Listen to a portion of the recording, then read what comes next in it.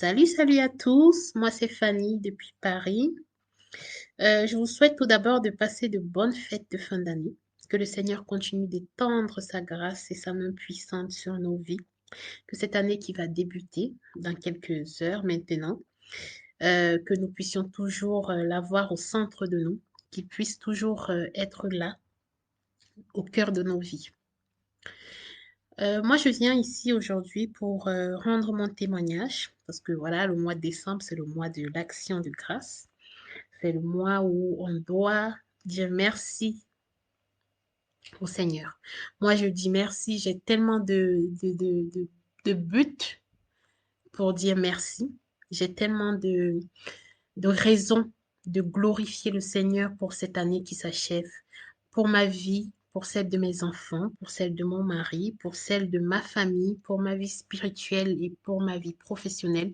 Dans tous les domaines, en fait, de ma vie, je dis merci et je rends grâce au Seigneur. Principalement, cette année, en effet, j'ai été souffrante, j'ai été malade, j'ai été hospitalisée. Et le Seigneur est venu une fois de plus me montrer que, en toutes circonstances, en tout temps, en tout lieu, peu importe la situation, qu'il était toujours là, qu'il suffisait juste de l'appeler, qu'il suffisait juste d'implorer son pardon, qu'il suffisait juste de, de faire appel à lui et il magnifiait sa présence dans nos vies. Donc moi, j'ai rencontré le pasteur Daniel pendant que j'étais malade. C'est la sœur Paléo, ma tata Paléo, qui m'a mis en contact avec le pasteur pendant cette période de maladie. Et le pasteur, il est venu, il a prié avec nous, il a intercédé, et puis voilà. Donc principalement pour cette situation de maladie, je rends grâce, je rends grâce au Seigneur. Car la Bible nous dit dans 1 Thessaloniciens 5, verset 18, rendez grâce en toutes choses, car c'est à votre égard la volonté de Dieu en Jésus-Christ. La Bible nous demande d'avoir un cœur reconnaissant envers le Christ, de rendre grâce en tout temps. C'est pour ça que aujourd'hui, moi, je me sens privilégiée parce que le Seigneur est venu me montrer. Le Seigneur est venu manifester sa présence dans ma vie à un moment où j'avais vraiment besoin. Il m'a montré que ça sert à rien d'aller à droite, à gauche. Ça sert à rien d'aller chez les marabouts ou je ne sais quoi.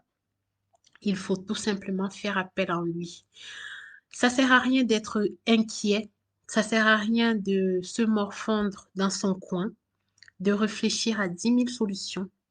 La solution est en Christ. Il faut tout simplement avoir la foi, car c'est notre foi qui nous sauve.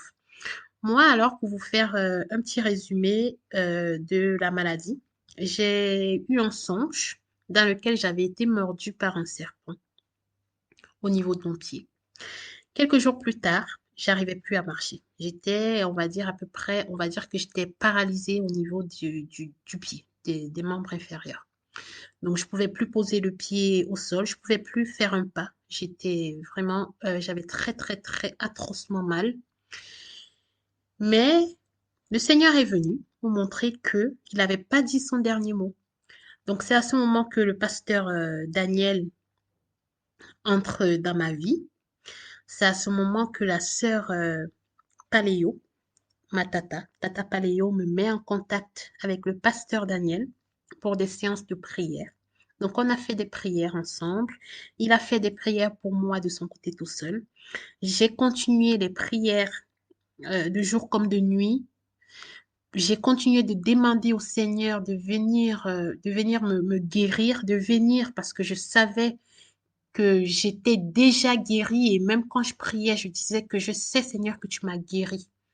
Je sais Seigneur que tu as déjà, parce que tu m'as montré dans mes rêves, tu m'as montré en songe ça, cette situation que j'étais en train de vivre. Le Seigneur, il m'avait déjà montré cette situation en songe. Donc en fait, ça ne sert à rien d'aller chez des marabouts ou chez les féticheurs ou ça sert à rien. Il faut tout simplement être patient, prier, prier, redoubler nos prières et avoir la foi au Seigneur Jésus, car c'est lui qui nous sauve. Il faut tout simplement donner notre vie à Christ. Il faut tout simplement faire recours dans des situations pareilles. Il faut faire recours aux hommes de Dieu pour nous aider dans nos prières, afin que le Seigneur puisse exaucer. La Bible nous dit dans 1 Philippiens 4, verset 6, ne vous inquiétez de rien, mais en toute chose, faites connaître vos besoins à Dieu par des prières et des supplications avec des actions de grâce. Ne vous inquiétez de rien, mais faites connaître vos besoins à Dieu par des prières. Peu importe la situation que nous allons traverser durant cette année 2024 qui va commencer, peu importe les situations qui vont venir nous faire face, il suffit de prier, il suffit de supplier notre Dieu Tout-Puissant. Il suffit d'avoir confiance, de bannir de nous, d'éloigner toute inquiétude, de bannir de nous tout esprit d'inquiétude. Car en fait, la solution est en Christ.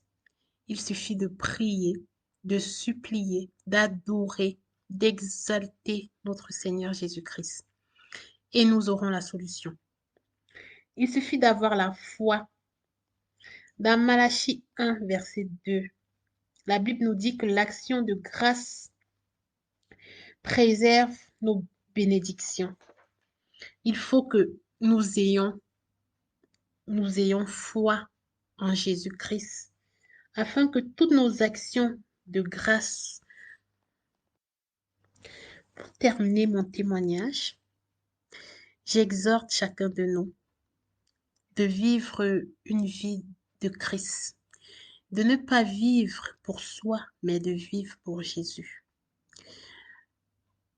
La Bible nous dit dans Actes 27, verset 25, c'est pourquoi, ô hommes, rassurez-vous, car j'ai cette confiance en Dieu qu'il en sera comme il m'a été dit.